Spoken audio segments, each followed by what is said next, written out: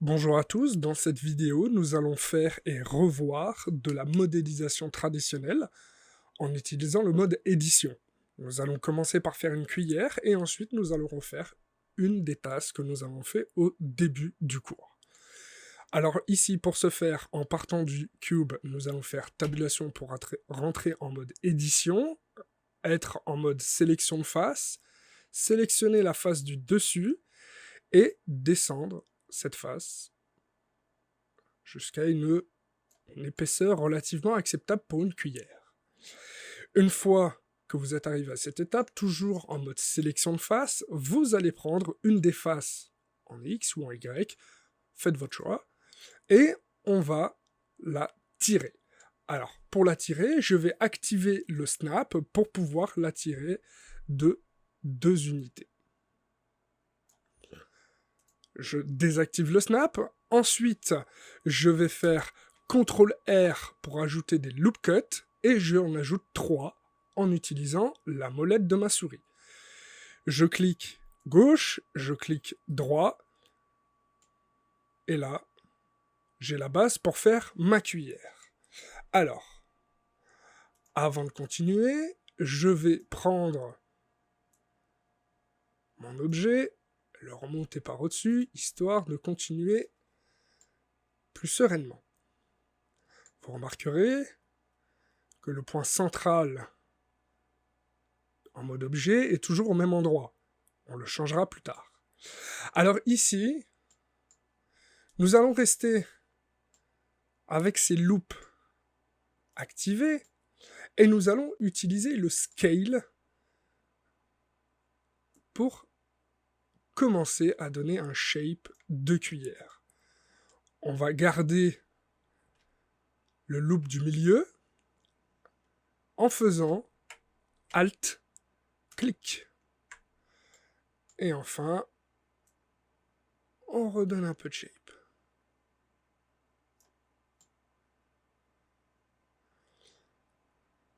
Voilà.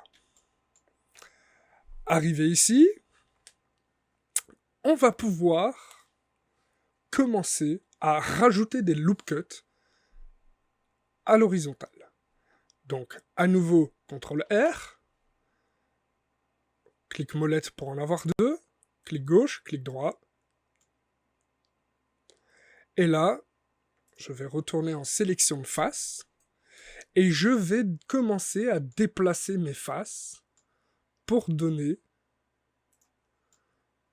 un meilleur aspect de cuillère.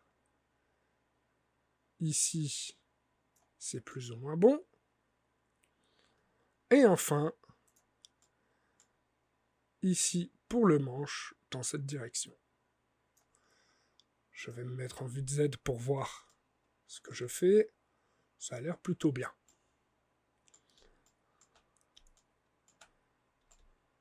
Voilà. Arrivé à cette étape, on va faire des extrusions pour le manche.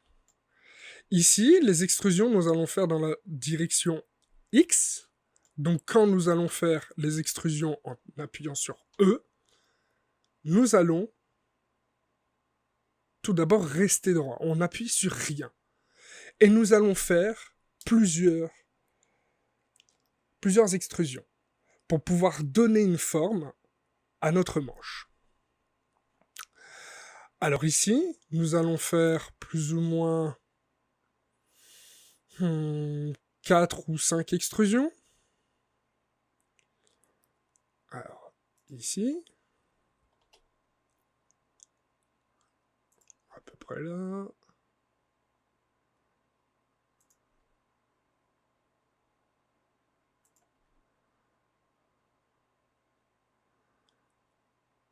Et voilà. Nous avons la base de notre cuillère.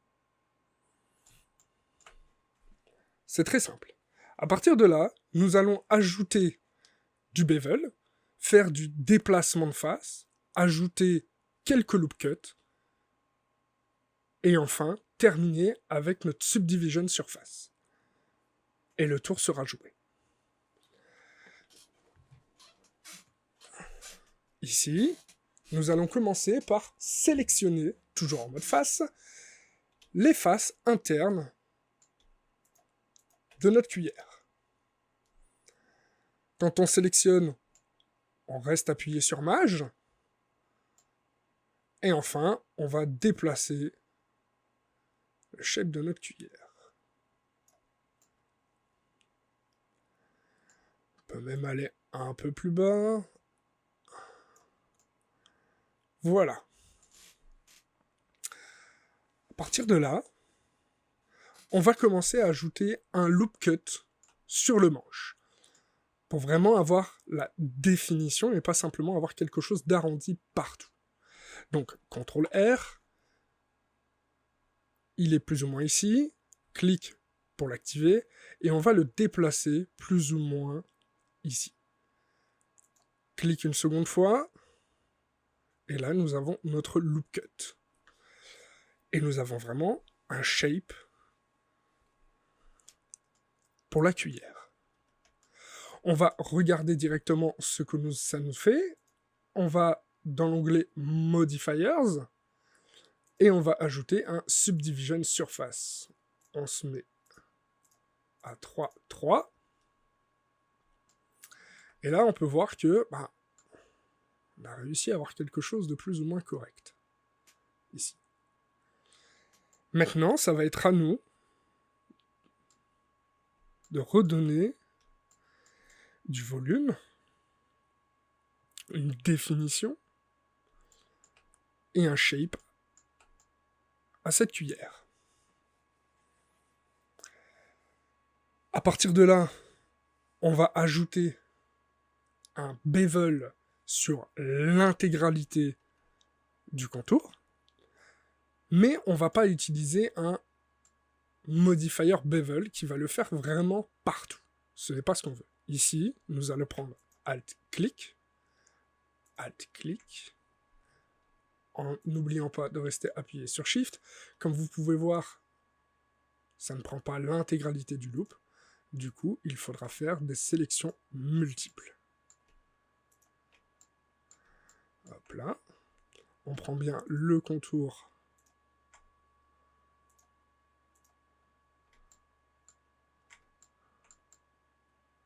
Je me suis trompé ici. C'est celui-là que je voulais.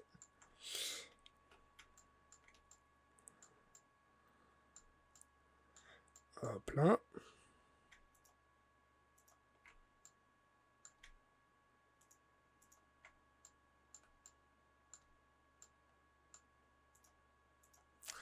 Voilà. Une fois que ma sélection est faite, je vérifie quand même. On est bien. CTRL B pour bevel. Et je fais un petit bevel. Voilà. Vous pouvez remarquer, si je repasse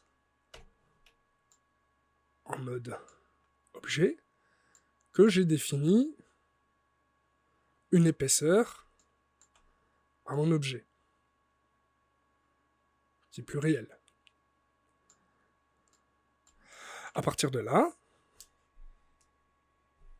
je vais pouvoir commencer à ajuster le shape, ajouter des subdivisions là où c'est nécessaire. Je repasse en mode édition. Je vais customiser le shape de ma cuillère. Je vous invite à faire également de même. Ici, on se met en sélection de loop. On prend Alt, clic. Et on va déplacer. Hop là. On va modifier le shape avec le scale. Hop là. On va reprendre ici. D'ailleurs, en fait, je me rends compte que c'est plus ou moins juste déjà. Je refais un Alt-clic ici. Je me remets en Translate. Légèrement déplacé. Je suis relativement bon. Je peux remodifier encore. Alt-clic. Ah, je suis en Shift-clic. C'était pas le bon. Alt-clic. Là, ici, je reviens en alt-click, comme j'arrive sur la fin, je vais me mettre en progression, en soft sélection. Hop là. Voilà, c'est un peu mieux. Ici, je vais pouvoir, en alt-click, remodifier un peu le scale. Ici aussi. Toujours en soft sélection, vous pouvez remarquer, là, je désactive le soft sélection. On peut remarquer que ma cuillère est relativement balèze. Ce n'est pas grave. Bien sûr, ici, on se rend compte que la forme est pas très juste. Il suffira d'ajouter de la subdivision. Ce n'est pas un souci. Au niveau du shape de la cuillère, il faut remarquer également en sélection de face et en move que l'arrière est toujours légèrement plus gros. Ensuite, on revient en sélection de face et on sélectionne encore une fois le bas. On va prendre ici, on va aller plus loin en prenant les edges, ici, et en les descendant. Ensuite, on réactive ça, on se rend compte que c'est un peu plus juste. Enfin, pour terminer, ajouter un bevel sur les côtés ici. Pour ce faire, Alt, clic, Shift, Alt, clic, CTRL B,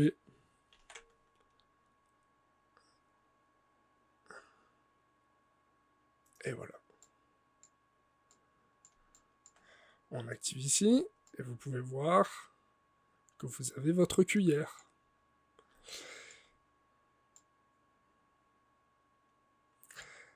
Là, ce n'est pas tout à fait juste. Il faudra rajouter une dernière chose pour que ce soit parfaitement juste. C'est-à-dire qu'il faut sélectionner, on vient en Z, toute cette partie-là. Ce que je vais faire, c'est que je vais prendre en face les deux ici, et je vais faire CTRL+. Enfin, je vais attraper toutes les faces à l'intérieur. Hop là. En prenant compte de prendre également celle-ci.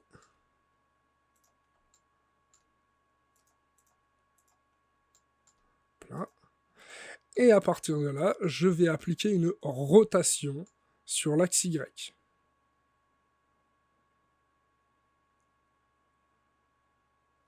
Là. Et je veux pouvoir déplacer pour être plus juste. Enfin, réactiver mon Subdivision Surface, revenir en mode objet, et voilà, vous avez une cuillère. Vous pouvez modifier le shape à loisir, la rendre plus distendue ou pas. Bien sûr, on la renomme cuillère ou spoon pour les intimes. À partir de là, vous allez mettre un nouveau shader en blanc. On va passer en mode shader pour voir ce qui se passe. On va lui appliquer un métallique. Hop là. On va faire clic droit, Shade Smooth. Voilà. On a un aspect métallique. La roughness,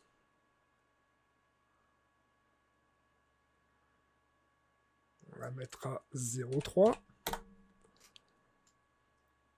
Voilà, shader basique, métallique. pour une cuillère. Comme ça, vous avez un shader et une modélisation. À partir de là, petite pause. C'est reparti. On cache bien la spoon. On vérifie qu'on est bien en mode objet. Et Shift A. Shift A et on rajoute un cycle. On vérifie bien qu'on a enlevé la soft sélection d'ailleurs. On vérifie qu'on est bien à 18 vertices pour bénéficier des deux faces dans l'axe. Ensuite, tabulation pour entrer en mode édition. E pour extrusion, clic droit, et on fait un scale. On fait un petit rebord, on refait E, Z, et on va vers le bas. On refait E, clic droit, et on refait S pour scale. Et là, nous sommes en train de faire notre pied. On refait E et Z pour une extrusion en hauteur, pas trop grosse. Voilà. On refait E, clic droit, on refait S. Hop là.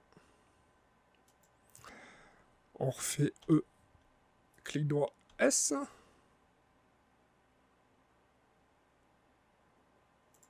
Et encore une fois, E, clic droit et S.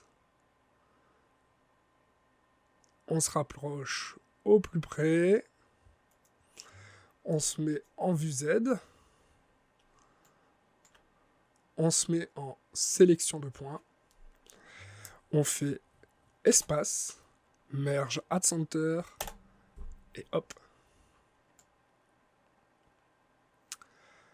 Nous avons le bas de notre tasse. À partir d'ici, pour se remettre en sélection de Edge, faire Alt, clic, sélectionner les edges du contour, faire E, Z, et on avance vers le haut. Voilà. À partir de là, on va rajouter des loop cuts dans la hauteur. CTRL R, la molette, pour en rajouter 5 ou 6. Une fois qu'on les a, clic pour valider, clic droit pour les laisser là où ils sont. Ils sont plus ou moins à la bonne hauteur. À partir de là, on va commencer à modifier le shape de la tasse. On va prendre le soft selection, on va sélectionner le shape du milieu en faisant Alt-clic. On va se mettre en mode Scale pour Scale sur l'axe X et Y. On va augmenter la zone d'influence. Voilà. On va faire la même chose avec celui-ci et celui-ci. Voilà. On a plus ou moins un beau shape. À partir de là, on va pouvoir prendre l'intégralité de notre modélisation et faire une extrusion en log normal. Pour ce faire, on se met en sélection de face, on clique sur A pour tout sélectionner, on va ici sur le extrusion et on sélectionne bien l'extrusion en log normal en restant appuyé sur le clic gauche. On sélectionne et là, on va extruder vers l'extérieur. Une fois que l'extrusion est terminée, on désélectionne nos faces. Et à partir de là, on va pouvoir créer notre anse.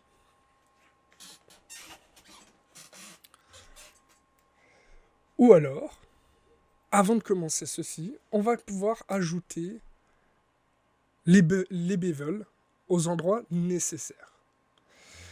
Ce qu'on va faire, c'est qu'on va sélectionner en Edge toutes les loops où il doit y avoir un bevel.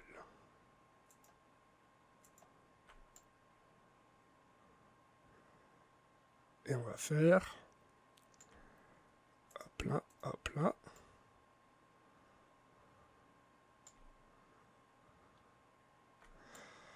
CTRL B. Et on fait un petit bevel où on met que 2. Pour être sûr de ce qu'on fait, on en fait un pas trop gros ici et on va vérifier directement en bas. C'est plus ou moins correct. On va pouvoir ajouter une deuxième subdivision au besoin, pour respecter la règle des 3. Ici, on va pouvoir s'occuper de notre anse. Pour la anse, il va falloir faire une sélection de face dans une vue qui est adéquate.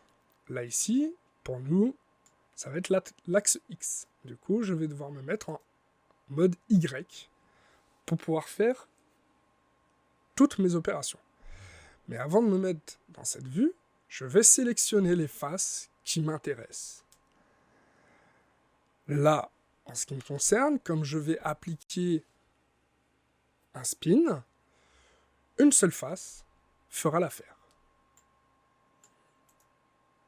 Je me mets bien en sélection de face, je prends cette face, je me mets en mode Y, et je vais modifier l'emplacement de mon point pivot. Je vais le mettre au centre de ce que je vais faire. Ici, j'ai la chance d'avoir un axe au centre de ma hiérarchie. Je fais Shift, clic droit, et je le positionne ici.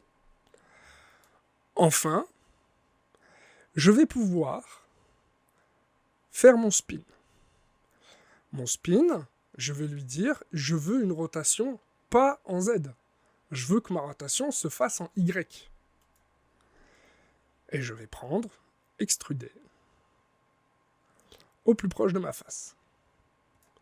Ici, je vais pouvoir changer le nombre d'étapes, qui sont un peu violentes. Je vais rester à 8. Ça reste relativement cohérent. À partir d'ici, je peux désactiver mon spin et désactiver ceci. À partir de là, je reste en sélection de face et je vais sélectionner toutes les faces que je veux supprimer. Toutes ces faces-ci. Je vais faire X, Faces, et enfin, je vais faire la sélection de mes trous, Alt-clic, Maj, Alt-clic, et je vais faire barre d'espace, et je vais faire Bridge Edge Loop. Et voilà. Là, j'ai fait le shape principal de ma tasse. Maintenant, il va falloir que j'adapte l'intégralité de la géométrie et que je modifie le fond. C'est parti. Pour ce faire, pour le fond, je vais choper les faces ici, Alt, sélection, et je vais les déplacer vers le haut. CTRL Z, enlever la soft sélection, je vais les déplacer vers le haut. Je vais leur appliquer un scale.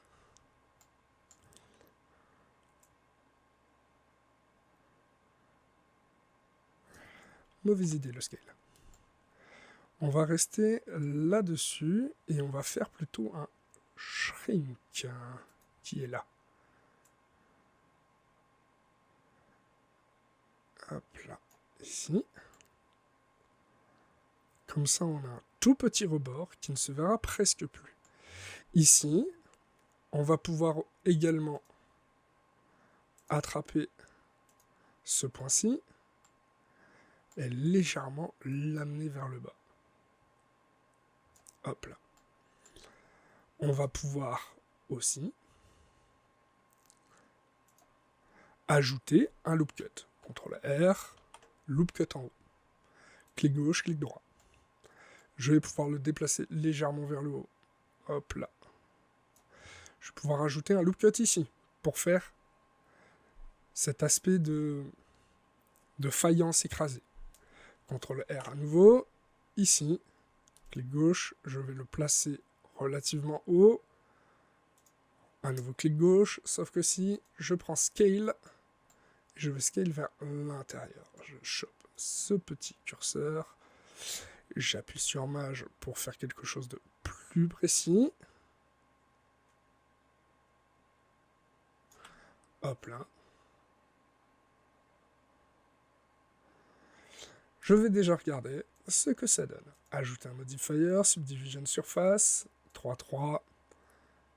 Je me mets en mode objet. C'est pas si mal, globalement. Maintenant, j'ai ma anse à retravailler. Pour la anse, c'est plus simple. Pour la anse, il va falloir ajouter un bevel de chaque côté. Et en plus d'ajouter le bevel, il va falloir que nous ajoutions rien d'autre que des déplacements. C'est pas beau? Donc du coup, on repasse en mode édition, on va sélectionner notre contour, Alt, comme nous venons de faire un spin ici, nous ne pouvons plus faire un Alt-clic. Du coup, ça va être en Shift. Là, on sélectionne nos 4. Ça va être la même chose en bas.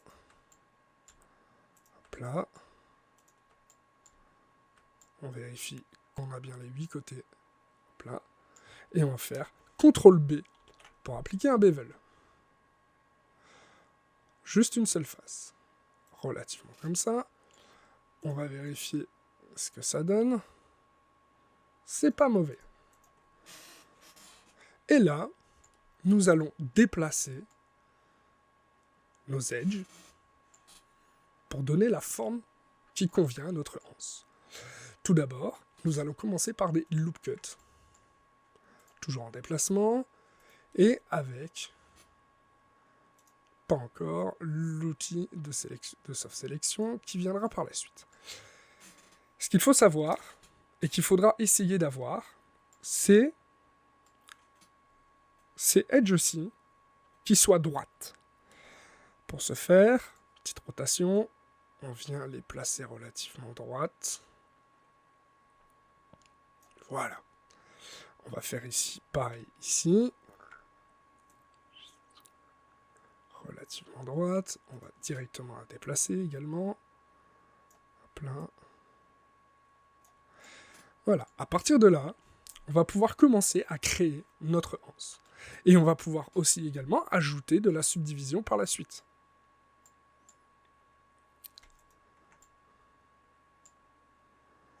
Hop là.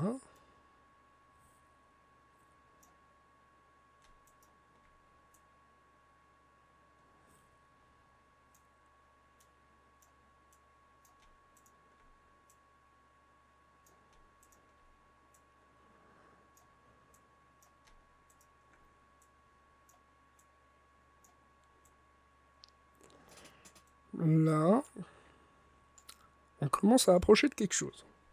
On dirait, ah, mais c'est pas très beau. C'est normal, c'est normal. C'est le début. On commence la modification. Tout viendra tout doucement. On vérifie qu'on n'a pas fait de bêtises en ne prenant qu'un edge et qu'on a bien sélectionné des loops. Et on continue la modélisation du shape. Ici, nous allons pouvoir sélectionner des faces. Tac. Toutes les faces internes. Et on va pouvoir appliquer un scale. Comme ceci. Et appliquer un déplacement. Hop là. Là, si j'ajoute ça, on se rapproche. Et je vais commencer tout doucement à jouer de plus en plus avec mes loops en mode edge, pas en mode face, et appliquer à l'aide de rotation et de déplacement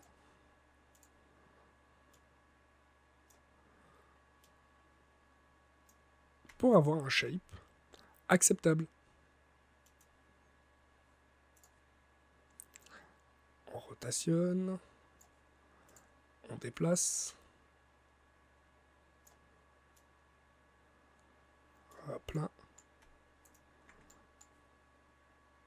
Petite rotation. On déplace.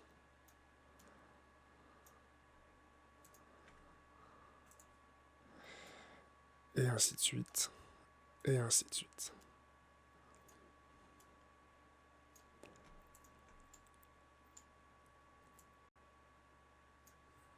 Petite rotation. Hop là. Là, on a plus ou moins une anse correcte. Mais c'est encore étrangement énorme. Donc du coup, encore une fois, en sélection de face, on prend les faces internes et on applique un scale. Hop là. Et pour être sûr d'être encore plus correct, on va sélectionner en sélection de Edge ces faces-ci pour les déplacer. Déjà, hop là, et leur donner la bonne rotation. Pareil pour en bas. Voilà. Et là, vous avez une jolie tasse avec une jolie anse. On la renomme. Tasse. On bascule en mode rendu. Enfin, en mode objet. Et nous allons appliquer non, un seul shader. Allez. On vient ici, clic droit, Shade Smooth, pour être sûr d'avoir de beaux rebonds de lumière. On vient ici, nouveau shader. On reste en roughness basique, on reste en blanc. Voilà. Quelque chose de basique. Mais, on va faire ici, blanc.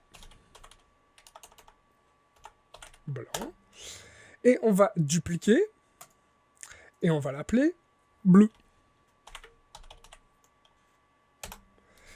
On va venir chercher blanc ici, ajouter et chercher bleu. Dans le bleu, on va lui mettre la couleur bleue, soyons cohérents. Et dans le mode édition, en enlevant le display pour le subdivision surface, on vient en mode sélection de face. À votre avis, qu'est-ce qui sera plus simple d'appliquer? La couleur bleue ou la couleur blanche? Alors tout d'abord, on va faire A. Et on va faire appliquer le bleu. Toute la couleur bleue vient sur la tasse. Ici, on va venir sur la couleur blanche. Pour être sûr de n'avoir que le fond, on va sélectionner toutes les faces du fond. Hop là.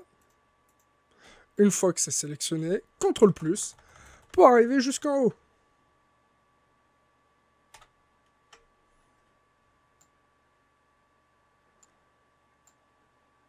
Une fois qu'on en est là, Assign.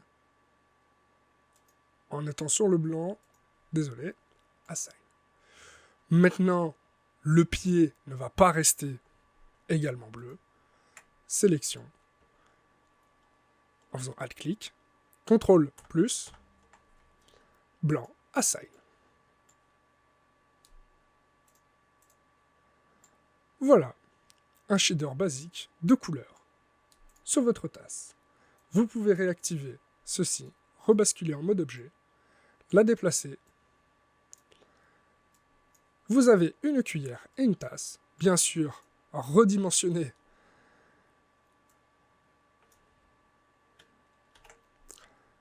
la cuillère pour qu'elle reste cohérente avec votre tasse.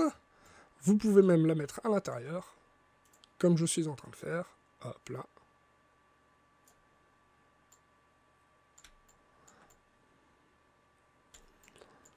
Et voilà la modélisation du jour. Tasse et café. Bonne chance.